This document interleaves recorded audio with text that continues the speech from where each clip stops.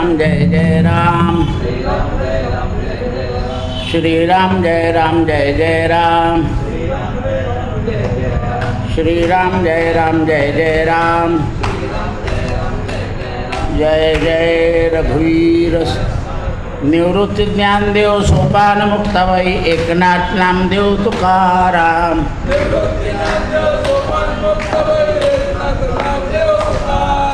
निवृत्ती ज्ञानदेव सोपान मुक्ताबाई एकनाथ नामदेव तुकाराम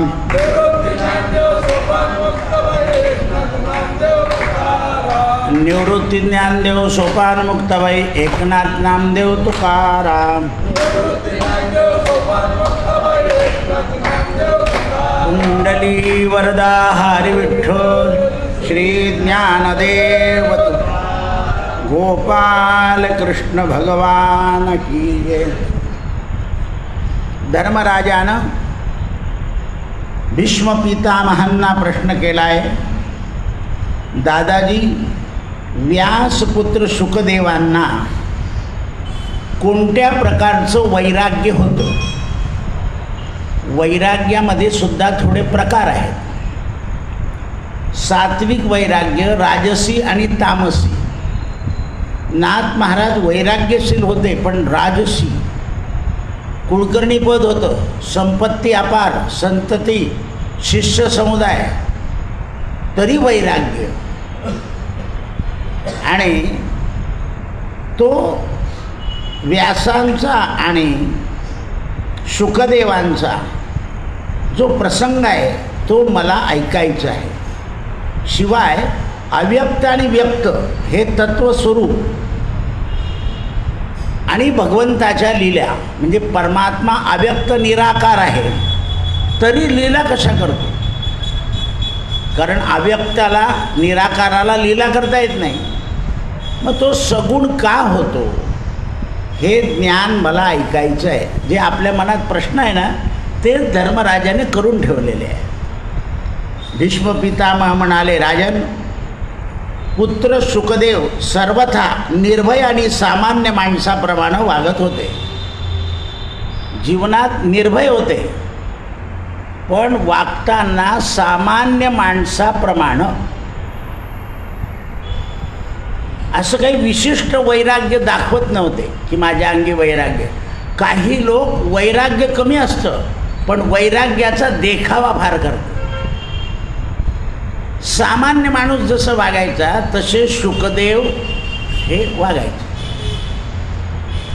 त्यावेळेस व्यासांनी संपूर्ण वेदाध्ययन करवलं आहे आणि वेदाध्ययन करताना उपदेश केला आहे। लोक वेदाध्ययन करतात पण तू कसं वागतो आहे आणि वेदात कसं सांगितलं याचा फरक नाही सांगत, कारण ते सुद्धा तसे वागलेले नसतात म्हणून त्यांना ते सांगता येत नाही। ज्याप्रमाणे आपण सांगतो त्याप्रमाणे जर वागत असू तर आपल्याला सांगण्यामध्ये जास्त प्रेम येतं। बोले तैसा त्याची वंदावी पाऊले, म्हणजे आपला जर विषय असेल, जसं मला एखाद दिवशी विषय अगदी आनंद झाला की कोण येताना कोणाला तरी सांगतात लक्षपूर्वक ऐक का, तर तो विषय आपण आढळतो, म्हणजे आचरतो, आपल्यात तो दिसतो आणि मग तो सांगण्यामध्ये विशेष आनंद असतो। जसा एखादा पदार्थ आपल्याला चांगला करायची सवय असते पण आपण खाल्ल्यावर म्हणतो अरे थोडीशी कसर राहून गेली, बरोबर नाही झाला, बाकीच्यांना तो चांगला वाटतो पण आपल्याला काय कसर राहिली तर थोडं मीठ कमी झालं आहे, म्हणजे वरून घेता येईल गोष्ट दुसरी, तसं आहे ते।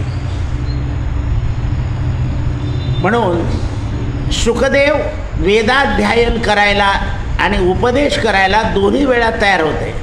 बेटा तू जितेंद्र राहा आणि धर्माची सेवा कर।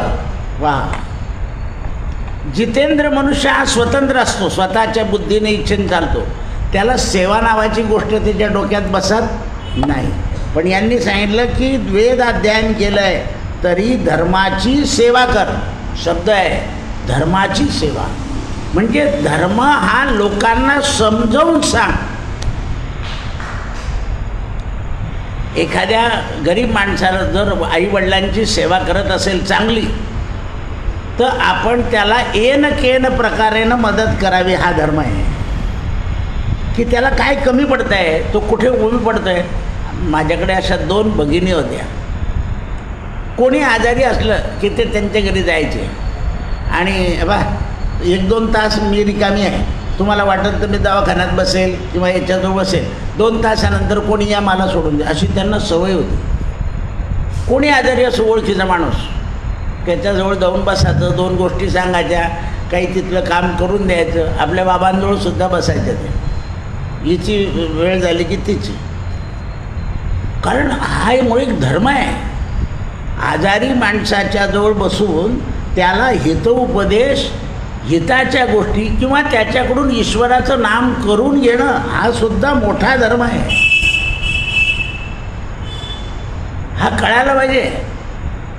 दवाखान्यात कशाकरता जातो आपण भेटायला? एक कृतज्ञता म्हणून. आणि जेवढे लोक भेटायला येतात ना तेवढी कृतज्ञतेनं आपल्याला लवकर आरोग्य प्राप्त.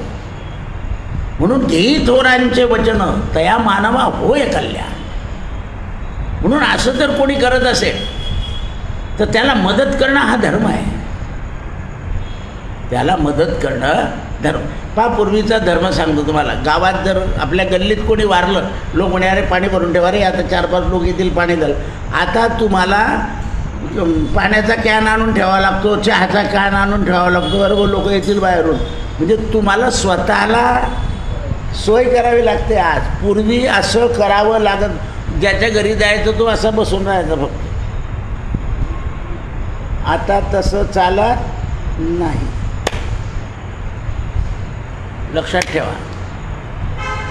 पूर्वी लोक अरे 4 लोक आपल्याकडे जेवून येतो म्हणतो, आपल्याकडे चहा पिऊन येतो, असं करून यायचे. मी आत्ताच कोणाला तरी सांगितलं ना, काही दिवसांनी अशी पद्धत येणार आहे मोठ्या शहरांमध्ये की अशा 50 गाड्या राहतील शहरामध्ये. माणूस गेला, तुमच्या दारापुढे गाडी येईल, तुम्ही वरतून शरीर काढायचं, गाडीत ठेवायचं, तुमच्याच प्लगला प्लग लागेल, बटन दाबलं. नाहीतरी हे जे लोक आहे ना मोठ्या मोठ्या शहरामध्ये, यांच्याकडे मुर्दा पार्टी येते हल्ली. ते सगळं करते. हे नुसते असे बसलेले असतात, बुगुल भाऊ, आम्हाला काहीच माहीत नाही, आम्हाला काहीच माहीत नाही. तुम्ही कोणाच्या घरी गेले नाही तर तुम्हाला काय माहीत आहे? अंत्ययात्रेची व्यवस्था करणं हा सुद्धा धर्म आहे. हे कळायला पाहिजे. काही बाया जातं, पटापट कामं आवरायला लागतं, अमुक करावं लागतं. किती वेळ रडणार आहे, ते पाणी ठेवते, अमुक कर, ते ढमुक कर, असं करावं लागेल, तसं करावं लागेल. हा सुद्धा धर्म आहे. लग्नामध्ये सुद्धा आठवणार आहे, आता हे करा ते करा. नाही तर काही लोकांना आठवणच राहत नाही. धर्म समजला पाहिजे. आता शुकदेवांचा जो धर्म आहे तो वैराग्यशील आहे, कारण ते त्यागी आहे. मग ते जगाला खरा धर्म सांगणार आहे की कोणी कोणाचं नाही, सगळे स्मशानापर्यंत येतील आणि तिथे तुला तिलांजली देऊन जातील की जाय हो. आता शब्द काय आहे? तिलांजली. म्हणून अशी सुद्धा वासना ठेवायची नाही की माझ्या मुलानेच पाणी दिलं पाहिजे. नाही, माझ्या नारायणाने पाणी दिलं पाहिजे. जो वेळेवर येईल तो नारायण. असं आहे. ही भावना, याला त्याग म्हणायचं आहे. की काय करायचं?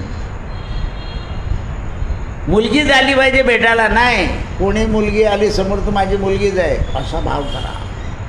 नाही तर तिच्या घरी जन्म घ्यावा लागेल आणि ती कान फट्ट्यात देईल मला. मुलींकडे जास्त लक्ष ठेवलं तर ट्रान्सफर होतो, मनुष्य या गोत्रातून त्या गोत्रात जातो. कारण वासना घेऊन जाते. हरणाच्या जन्मात गेलं तर मग माणसाचा जन्म काय? म्हणून ते म्हणतात, म्हणून पूर्वीचे लोक मुलीच्या घरी जास्त राहत नसत. कारण अंतिम समय जर गडबड झाली, आता तर 6 महिने राहता सासरे. गावात असले ते एक चक्कर मारल्याशिवाय राहतच नाही. असं आहे. आता तर फोन आणखीन गरज पडली तर फोन करा असं सांगून ठेवा मुला मुलींना. उगाच कुठल्या सुटल्या फोन नाही करायचे, कारण परिस्थिती इकडची बिघडते. आणखीन आपण बिघडत जातो. आपण इकडे स्वयंपाक करून ठेवतो ते तिकडूनच जेवण येतात. खूपच भूक लागली होती, दाल फ्राय खाऊन घेतला. कुठे काय फरकांड याच आहे. मी माझ्या समोरची गोष्ट आहे, भावाचं प्रेत, मी प्रेताजवळ बसलो आहे, कोणीच भाऊ नव्हता, आणि ते फरकांड्याला जेवण करत होते. नंतर आलं, मला का रे एवढं उशीर, म्हणजे ते फरकांड्याला जेवण घेतलं नाही. भाऊ म्हटलं काय पाणी दिला, याच आहे. जावायने म्हटलं तर मुलगी बी बसून जाते, मग त्यांना नाही म्हणू कडू घास खाऊन घेतला असं गोड बोलते ती, लबाड असते. आपल्या लक्षात नाही आहेत, आपण फसतो. म्हणून सुखांचं वैराग्य काय आहे, कोणी कोणाचं नाही. हे पुत्रा, तू जितेंद्रिय हो आणि तुझ्या प्राणावर विजय मिळव, म्हणजे श्वासावर, आपल्या श्वासावर विजय मिळवला पाहिजे. आणि श्वासावर विजय मिळवायचा असं ना, तर स्थिर गतीने चाला, स्थिर गतीने बोला, स्थिर गतीने कार्य करा. प्राणायाम करणारे लोकसुद्धा गडबड करतात, कारण ते स्थिर राहत नाही. प्राणायाम झालं की परत चंचल वृत्ती येऊन जाते. चंचल वृत्तीने प्राणाची गती वाढते आणि स्थिर गतीने प्राणाची गती.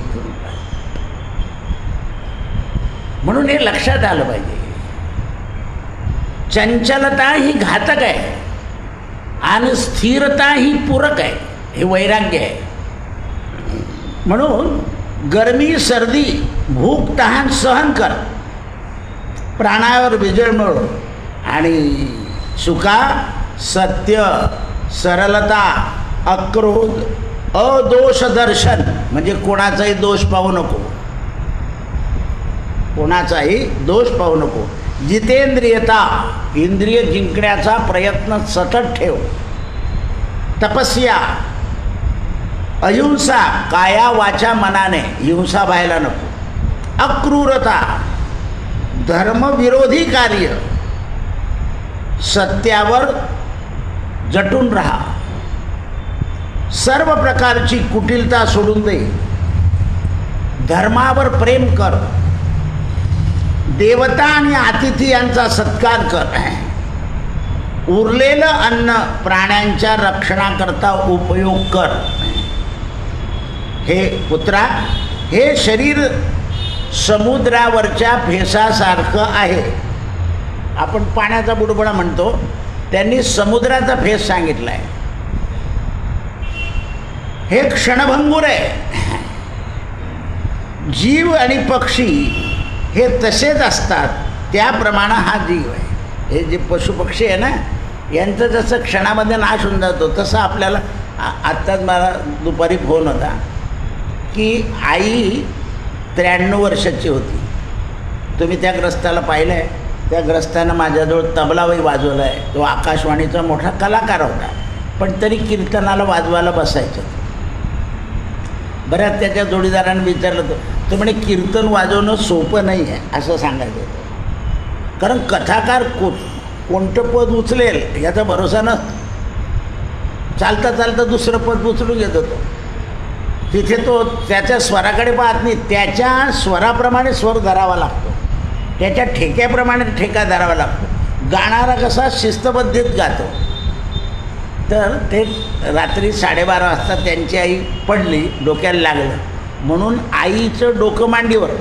कथा ऐकून घ्या. म्हणजे मला दुपारी जेव्हा कळाली तेव्हा, मांड डोक्यावर, आई रिक्षेत, बायको आणि मुलगा स्कूटरवर. दवाखान्याजवळ पोहोचले.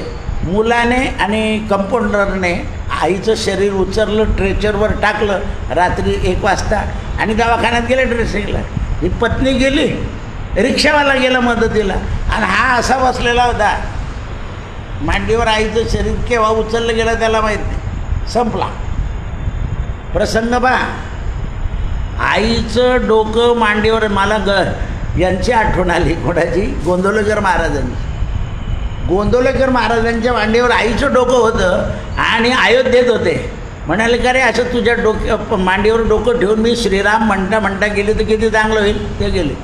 तर तसंच मुलगाच्या मांडीवर डोकं, आईचं डोकं फुटलं म्हणून दवाखान्यात नेला. मुलगा रिक्षेतच गेला. त्याचं नाव आहे जयंत नाईक. हा हो गेला. आईचं डोकं मांडीवर होतं जाताना, म्हणजे शेवटच्या क्षणी सुद्धा आईची सेवा घडली पाहिजे. मी त्या दिवशी सुद्धा पोरांमध्ये तुम्ही समोर उभे राहा, कारण अंतिम सेवा घडणं महत्त्वाचं असतं.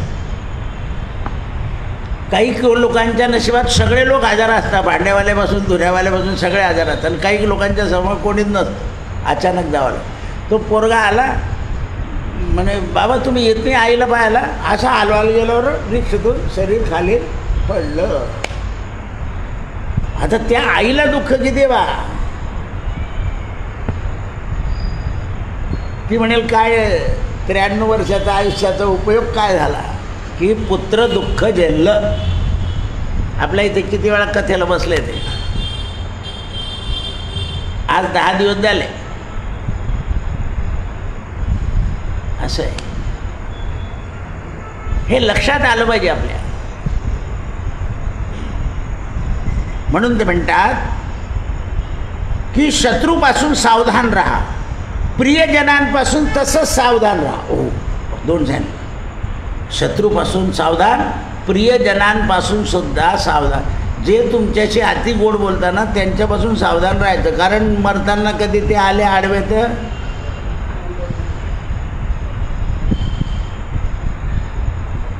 म्हणून काही माणसांना बाहेर डबा देताना तर घरी आलं विचारू हे खाल्लं का, हा सगळं खाल्लं, रस नाही घेतलं त्याच्या सांगणार. कारण असं सवय असली तर मग दुसऱ्याने दिलं तर ते पटत नाही. त्याच्याकरता तो काहीच त्याचं जास्ती तुझं कर्तव्य तू केलं, माझं कर्तव्य मी केलं, असे वागतात काही लोक. कारण त्या अन्नाने सुद्धा अंतिम समयी बुद्धी तिकडे वळून जाते. अन्नात भवती भूतानी, सगळे भूत कशाने तयार झाले, अन्नाने. हां, अन्न दुसऱ्याला द्यावं. तुझं शत्रूपासून सुद्धा सावधान राहा. तुझे शत्रू म्हणजे मानव नाही, शब्द, रस, रूप, गंध आणि स्पर्श. म्हणून चांगले लोक नेहमी असं म्हणतात, अन्नाची स्तुती नाही करत किंवा तुमची भाजी चांगली झाली आणि तुमची आमटी चांगली नाही. अन्नदाता सुखी हो, अन्नदात्यापासून कल्याण. कारण त्या अन्नाची स्तुती करायची, पण जो करताय त्याची नाही करायची, नाही तर तो स्नेह होतो. तो स्नेह होतो आणि स्नेहाने मनुष्य मरण बिघडवतो. जिथे स्नेह राहून जाईल तिथे मरण बिघडतं. म्हणून नारदाने वाल्याला काय केलं, सावधान केलं. घरी जाऊन पाय तुझं कोणी आहे का, म्हणे नाही. मग चल ये इकडे आता. हे संतच करू शकतात, हे सद्गुरूच करू शकतात.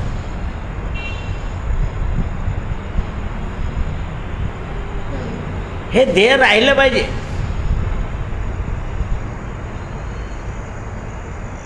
म्हणून कारण हे शत्रू तुझ्या 9 छिद्रातून केव्हा आत प्रवेश करतील, कान, नाक, डोळे, मुख, हे सांगता येत नाही.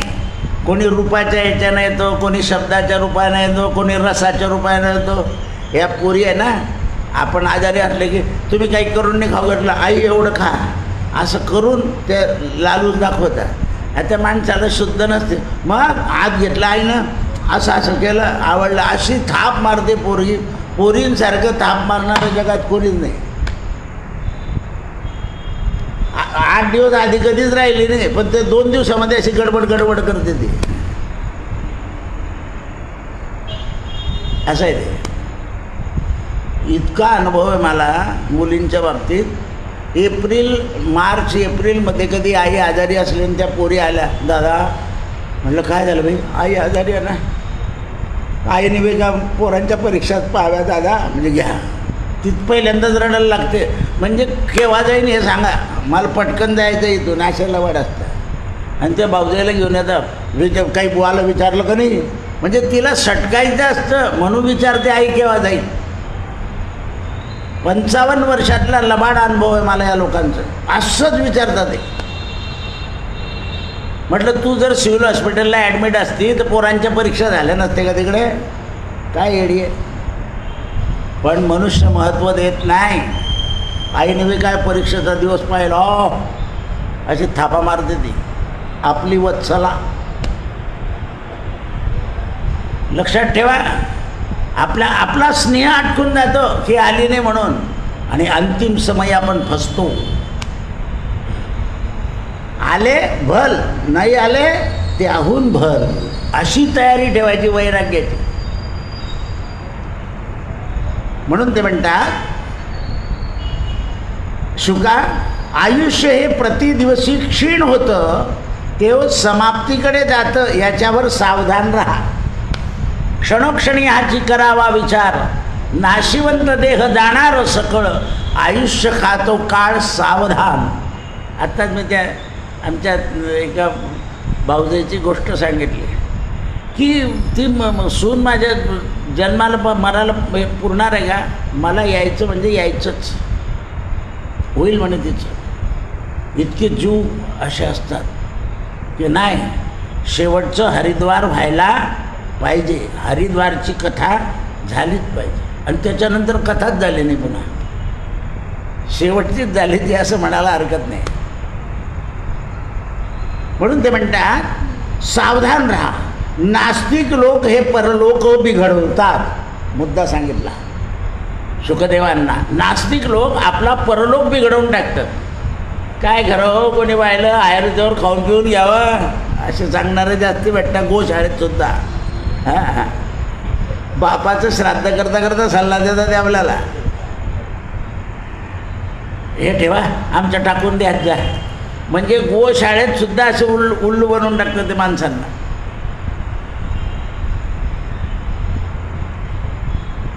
हे लक्षात आलं पाहिजे.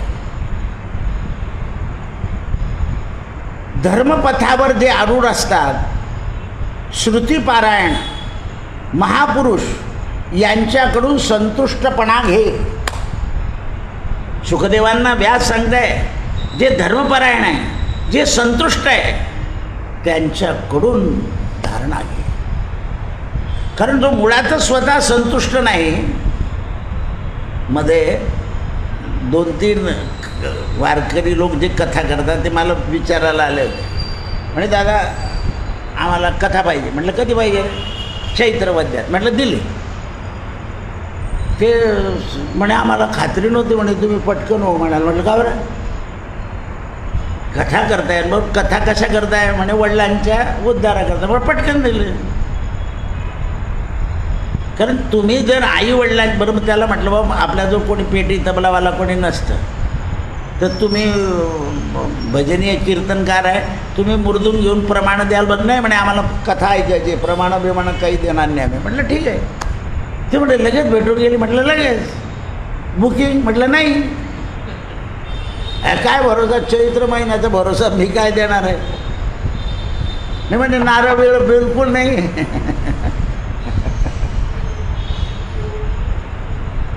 असं नाही करायचं. पुढच्या वर्षी नारळ आता यार काय भरोसा, तोंडाने सांगायचं हे मध्ये क्षणभंगूर आहे. रामनवमी पाऊलकरी याची गॅरंटी नाही, तर रामनवमीनंतर हनुमान जयंती झाल्यावर कथल जाणार याची काय गॅरंटी आहे, याची काय गॅरंटी आहे. हे लक्षात ठेवलं पाहिजे. आपण ठरवून यावं, घडलं तर त्याची इच्छा, नाही घडलं त्याची इच्छा. बरं काय अडथळे उभे राहतील याची गॅरंटी नाही. सकाळी जिकडे जायचं असतं तर दुसऱ्या दिवशी इकडे जावं लागतं. असं आहे. म्हणून संसारामध्ये बुद्धीचा खेळ आहे. कारण बुद्धी केव्हा द्वेषाकडे वळेल, बुद्धीत केव्हा रोष येईल, बुद्धीत केव्हा लोभ येईल, बुद्धी केव्हा कामानं गठीत होईल, हे सांगता येत नाही. म्हणून तुकाराम महाराजांनी एक वचन टाकून ठेवलं आहे, दुर्बुद्धी ते म्हणा कदान निपजो नारायणा. म्हणून पूर्वीचे लोक म्हणायचे, भाऊ आपला 1 रुपया गेलेला चालेल पण दुसऱ्याचा 1 रुपया आलेला नको, असं म्हणायचे. आता लोक म्हणतात नोट चिटकलेली 2 येऊ द्या. कधीच घेऊ नका. पूर्वी लोक पावशेरभर पीठ उसनवार आणायचे ना कोणाकडून, तर देताना असे भुरभुरून द्यायचे, म्हणजे कमी भरलं पाहिजे. आता इतकुसं पिठाची गोष्ट आहे, पण तिथेही लबाडे करायचे लोक. कारण काय, हा मोह तुम्हाला कुठे. पूर्वीचे लोक म्हणाय नाही आपला रुपया गेला चालेल पण कोणाचा रुपया यायला नको. त्याचं कारण हा धर्म आहे. आपलं गेलं तर दान होईल, दुसऱ्याचं आलं तर चोरी होईल. कारण व्यवहार असा आहे, मोजून घ्यावं मोजून द्यावं. आपले पांडुरंग शास्त्री आठवले होते ना, त्यांच्याकडे हे सगळे मुंबईचे कोळी जेव्हा आले तेव्हा दादांनी त्यांना सांगितलं होतं, तुम्ही आतापर्यंत काय लबाडी केली मला माहिती म्हणे. मग काय, तर ज्या बाजूला तांदूळ विकायचे त्याच्या बाजूला खालून गोणपाट असायचं आणि त्याच्यामध्ये 100 ग्रॅम 200 ग्रॅमचं माप असं दगड असायचा. म्हणजे इकडे वजन आणि इकडे दगड, आणि मग तांदूळ विकायचे ते. तर तुम्ही आता माझ्याकडे जर गीता शिकायला येत असाल गीता, तर इकडे ते वजन लावायचं. जितक्या वर्षी इकडे लावलं आहे, आणि एवढंही करून शिकून शेवटी ते विरुद्ध गेले. कारण मूळ स्वभाव जाईना, असं आहे. कारण जेवढं आपण वाईट काम केलेलं आहे तेवढंच करायला पाहिजे. कारण हे धन असं आहे, त्याला 12 वाटा फुटता. धनाची शेवटची वाट मद्यपान आहे. बस ती लागली की वाट फुटली आणि लोक तर सचिवालयात खेळता आले. असं आहे ते.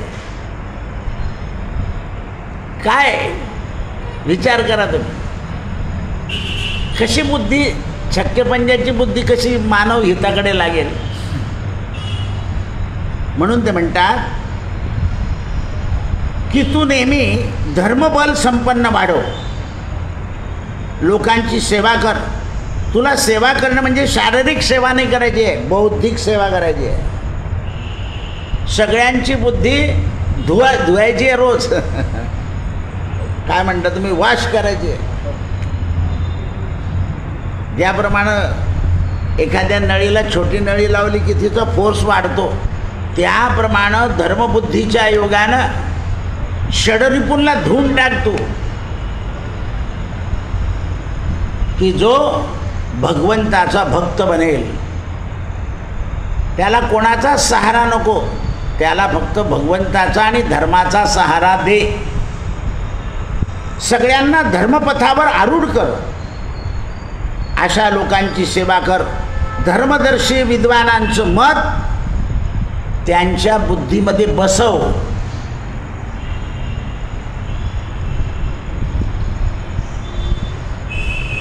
आपल्याला जी धर्मबुद्धी आहे ती धर्मबुद्धी सगळ्यांना प्रदान कर. बुद्धिहीन पुरुषांचं कर्तव्य अकर्तव्य पाहू नको, उपदेश करत राहा आणि धर्मरूपी शिडीवर तू चढ. धर्माची काय 7 सोपान आहे शिडीला. म्हणून तुलसी रामायणामध्ये 7 सोपान आहे. एक सोपान चढत जायचं, त्याप्रमाणे चढायचं आहे. भागवतामध्ये 12 शिडी आहे आणि 12व्या शिडीवर राजा परीक्षित मोक्षाला जातो. म्हणून 12 स्कंद आहे. 7 दिवसाचं प्रमाण दिलं आहे. 7व्या दिवशी राजा परीक्षित तुला मोक्षाला नेईल असं सांगितलेलं होतं. एक दिवस लक्ष ठेव. म्हणून वर्तमान सुखावर दृष्टी ठेव की वर्तमान मिळणारं सुख हे सुख आहे का दुःख आहे. सुख जवा पाडे, दुःख पर्वता एवढे. डोकं जरी दुखायला लागलं तरी माणसाला असं वाटतं की बस काय वेलन काय नाही.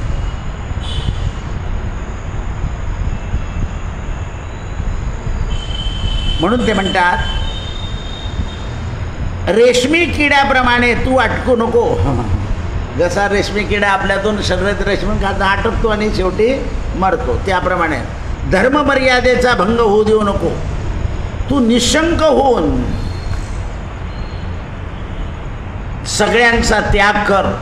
काम, क्रोध आणि मृत्यू या 5 तत्वाला आपल्या इंद्रियांना सांभाळून ठेव. मग काम, क्रोध, मृत्यू हे 5 तत्व जे आहे हे कसे सांभाळशील. तर जसं जलपात्र आहे, त्या जलपात्रामध्ये कुठलीही वस्तू टाकली तर ती पवित्र राहते. जलाने कोणती वस्तू, पाणी शिंपडलं तरी पवित्र. तसं तू ईश्वराच्या स्मरणानं या काम, क्रोध, मृत्यू, जरा आणि व्याधी या 5 पवित्र ठेव. म्हणून माऊलीनं लिहिलंय हरिपाठ कीर्ती मुखे जरी गायन पवित्रची होय देह त्याचा. हरिपाठाचे असे संदर्भ लावले तर लवकर हरिपाठ लक्षात राहतो. हरिविना सौजन्य नेणे काही, तया नरा लाधले वैकुंठ जोडले सकळ घडले. ते गोशाळेत म्हणत जा जरा, असं आहे. कारण देवाचं द्वार आणि गाईचं द्वार काही विषय वेगळं नाही आहे. तिला चारा टाकला की देवाची द्वारे वा. कारण गोशाळेत मुरली मनोहर आहे नेहमी.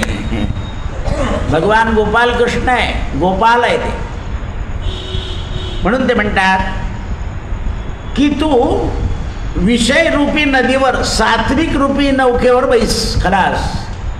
विषयरूपी नौका म्हणजे विषयरूपी जल जे आहे या जलामध्ये सात्विक नौकेत बैस. म्हणजे तू सहज तरुण जाशील. जन्मरूप दुर्गम पक्ष पार पाडशील. सगळा संसार मृत्यूने व्याप्त आहे. या जगातली कोणतीही गोष्ट नाश पावल्याशिवाय राहत नाही. तिचा नाश ठरलेला आहे. ती जेव्हा तयार होते त्याच वेळेला तिचा नाश ठरलेला राहील. पूर्वी प्रत्येक वस्तू 100 वर्ष टिकायची. आता 15-20 वर्ष झाले की रिव्हिजन करायचं म्हणे घरात. म्हटलं का बरं काय झालं. पूर्वी 100 वर्ष होईपर्यंत घर रिपेअर करायची गरज पडत नव्हती. आणि तरी इतके डिग्र्या घेतलेले आर्किटेक्ट आणि इंजिनियर नव्हते. याच्या नातेवाईकांनी ओंकारेश्वर मंदिर बांधलं आहे. पहा तुम्ही, आज 30-32 वर्ष होऊन गेले, काहीच कुठे नाही. हा 65चा स्लॅब आहे. आपण तिकडचा जो टाकला तो गळतो, पण हा कुठेही गळत नाही. नवीन इंजिनियर जर आला ना तर तो म्हणतो एवढाले खांब आणि 2च खांबावर आहे. तर हे पिंजरे तयार केलेले आहे आणि पिंजऱ्यामध्ये लोखंडी खांब हे आहे एंगल, आणि मग त्याच्यात भरलं आहे. त्यामुळे एवढं वजन. पण ते करताना सांगितलं त्याने वरती मजला होणार. कारण जो स्लॅब आहे त्याची 9 रुपये सिमेंट होतं तेव्हा. 1 गोणी 9 रुपये. इतके बाजारात सिमेंट नव्हते. हा चांगलं ते चांगलं एकच होतं. SSC का CSC असं काहीतरी होतं ते. असं आहे. चुन्यातले घरं 80-80 वर्षातले आहे. आता नवीन पद्धत आली आहे. सगळी बिल्डिंग तयार झाल्यावर तो आर्किटेक्ट इंजिनियर तो लिकेजची जबाबदारी नाही असं लिहून ठेवतो खाली. ते तुम्ही पाहून या. बरोबर आहे ना. एवढी फिटिंग करत येतात ते. 400 संडास, 400 बाथरूम. कुठेतरी मजुरांचं अंगचुकारपणा राहीलच. एवढ्या ताजमहलला राहू दिलं त्याने. थेंब थेंब गळत. काय खुबी केली असेल त्याचं त्याला माहिती. तर त्याला माहिती होते हात तोडले जातील आपले. किती क्रूरता आहे. एवढं सुंदर केल्यावर सुद्धा ते हात. कारण असा पुन्हा त्याने दुसरा करू. जगात कलेचा नाश करून टाकला. म्हणून धर्मदायी नौकेवर बैस. मनुष्य एकदा धर्मावर बसला की मृत्यू त्याचा तपास करत नाही. यत्र योगेश्वर कृष्ण यत्र पार्थो धनुर्धरा तत्र श्री विजोर्भूतिर ध्रुवान येतील मतिर. धर्माची नौका. म्हणून अकस्मात तुला तो मृत्यू नाश करू शकणार नाही. मनुष्याजवळ भोग सामुग्रीचा जेवढा संचय असतो तेवढ्याने त्याची तृप्ती कधी होत नाही. जशी बकऱ्या मेंढ्या ह्या कितीही चरल्या तरी त्यांचं पोट भरत नाही. जर त्या रिकाम्या राहिल्या तर बागुल करत राहतील, म्हणजे खातोय असं क्रिया करत राहतील, तेव्हा त्यांचं शांतता होते. म्हणून आपण म्हणतो का रे बकरीसारखा काय चरतो. प्रमाण आहे. चरवण करीत राहावं लागतं त्यांना.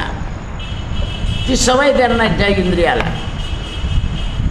आणि म्हणून संसाररूपी अंधकारामध्ये मनुष्य प्रवेश करतो. त्याच्या हातामध्ये जर धर्मबुद्धी असली तर त्याला परमात्मा प्रकाश देतो. धर्मबुद्धीचा दिवा. म्हणून माऊलीने एक ओवी लिहिली आहे. ज्योत से ज्योत जगाते चलो प्रेम की गंगा बहाते चलो. ज्योतीवरून ज्योत लावायची. गुरुनं दिलेला उपदेश आपण सांगायचा. ज्योत से ज्योत. या ज्योतीवरून ती ज्योत, त्या ज्योतीवरून ती ज्योत. म्हणून धर्मबुद्धी पाहिजे. मानव कोणत्याही योनीमध्ये जरी जन्माला आला तरी त्याची सफलता आहे. योनीमुळे त्याला, जसं पशुपक्षीसुद्धा हे तीर्थाच्या सान्निध्यात राहिले तर एकदम पक्षी जन्मातून पशुजन्मातून मानव जन्मात प्रवेश करतात. लक्ष 84 चुकून जात. तुम्ही पहा ज्ञानेश्वरांचा घोडा पहा, संतांचे बैल पहा, इतके प्रामाणिक, इतके व्यवस्थित की भानगडी करत नाही. हत्ती पहा गजानन महाराजांचे. बाकीच्या प्राण्यांप्रमाणे ते वागत नाही, कारण त्यांना सहवास घडतो. मालक गेला तर बैल चारा खात नाही, असं उदाहरणं पाहिले आम्ही डोळ्याने. जनावरं सुद्धा चोरून नाही खायला, दुसऱ्या दिवशी खायला लागतात. आसूद पाहिले बैलांच्या डोळ्यातून, घोड्याच्या डोळ्यातून मालक गेल्यावर. कुत्रा भुंकत राहतो रात्रभर. कुत्र्याचा मालक आला की अंगावर असे पंजे टाकून देतो, धोत्र ओढतो. चाळीसगावला एक घटना आहे. 3 लोक एकाच दिवशी गेले होते, तिन्ही पुढारी होती. एकाच्या पत्नीचं मंगळसूत्र बाहेर जाताना तुटून गेलं. ती म्हणे जाऊ नका. नाही काय होतं गेलं. एकाच्या कुत्र्याने धोत्र ओढलं की जाऊ नका, तरी तो गेला. आणि एकाच्या हातातून एक काहीतरी भांडं असं खाली पडलं. त्या बाईने सांगितलं आज शुभ शकून नाही. तिघंच्या तिघं नांदगावला जात असताना ट्रक आणि जीप यांचा ठोस झाली, नगराध्यक्षांची त्यांची, आणि तिघं एकाच जागी गेले. असं आहे ते. म्हणून कुत्रासुद्धा नाही म्हणत होता देशमुखांना की जाऊ नका आज. सगळे म्हणायचे भाऊ कुत्रा नाही म्हणतोय जाऊ नका. नाही रे म्हणे आत्ता तर लग्न लावून येतो, कारण मृत्यू बोलवतो. म्हणून आपल्याकडे शुभ शकून आणि अशुभ शकून ही एक गोष्ट आहे. प्रवासाला निघताना दारात जर शिंक आली तर पाणी शिंपडायचं मग जायचं दरवाज्यात. रस्त्यात आली तर नाही, पण दरवाज्यातच आली का आहे. पण आमच्यासारख्याला आली तर नाही. कारण काय असं आहे ते. हे लक्षात आलं पाहिजे.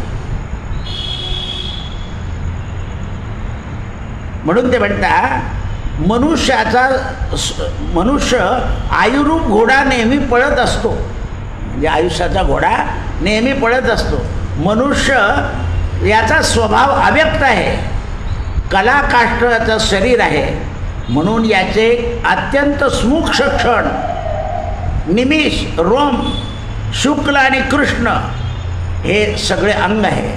ज्ञानदृष्टीने पाहिलं तर मनुष्य मृत्यूकडे आपली वाटचाल करत असतो. मग याच्याकरता काय करावं? व्यास म्हणतात, शुका, याच्याकरता धृती, क्षमा, दम, अस्तेय, शौच, इंद्रिय दमन, मनोनिग्रह एवढ्या गोष्टी करायच्या. आपल्या मनाचा निग्रह करायचा. बस तुम्ही जर मनाचा निग्रह केला ना, एक भाकरी खाऊन आपलं पोट भरतं, भूक लागू द्या, पण मनाचा निग्रह करा. पहिल्या दिवशी जड जाईल, दुसऱ्या दिवसातून एक भाकरी गेलं की एकदम पोट भरलेलं दिसेल. मनोनिग्रह कोणाचं घ्यायचं नाही. एकदा मनोनिग्रह झाला की काही होणार नाही. मला कोणाला वाईट बोलायचं नाही, हा मनोनिग्रह करून घ्यायचा. काही घडलं तरी आपण हळू बोलू, हळू चालू. म्हणून मनोनिग्रह महत्त्वाचा आहे. निग्रहाला आपलं मन धर्माला संलग्न पाहिजे. जेव्हा मन धर्माला संलग्न राहतं त्यावेळेला धर्ममार्ग आपल्याला यथेच्छ मार्ग देतो, सुखकर. आणि म्हणून धर्माच्या मार्गानं गेल्यानं माणसाला पश्चाताप करावा लागत नाही. मग शुकदेवांनी विचारलं, पश्चाताप कसा करावा लागतो, का होतो, आणि पश्चातापाचं शेवटचं फळ काय? म्हणे पश्चातापाचं शेवटचं फळ आहे नरक यातना. आजच्या आज सांगितलं तर काही बरं वाटणार नाही, म्हणून नरक उद्या पाहू. कृष्णार्पणमस्तु. सत्यगुरुराये कृपा मद केली, परिणाही घडली सेवा काही. दाता गंगा स्नाना, मस्तकी तो जाणा, ठेविला कर. वडिला विसर स्वप्ना माझी.